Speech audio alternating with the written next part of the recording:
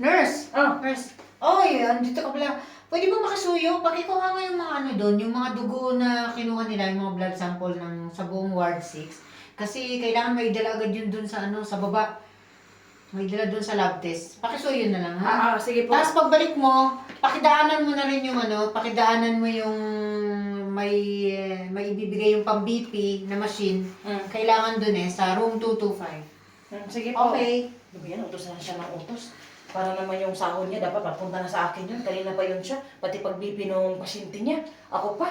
Pati pag drain ng urine niya. Nurse! Ako pa. Ano, naibigay mo na ba? Ah. Asan yung pang-BP? Yung pinapakuha ko sa'yo. Ito na yung record niya.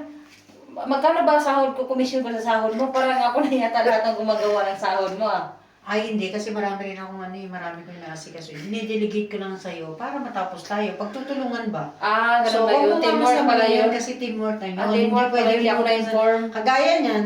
Kasi mula umaga kasi utos ka ng Personalan utos. trabaho lang to. Wala tayong personalan. Pag Ganun wala ba yun? tayo sa trabaho, pwede na, no? Pero pag nandito tayo sa trabaho, focus. Ganun pala yun. Teamwork pala yung ganun. Yung ikaw na lang lahat ang gumagawa.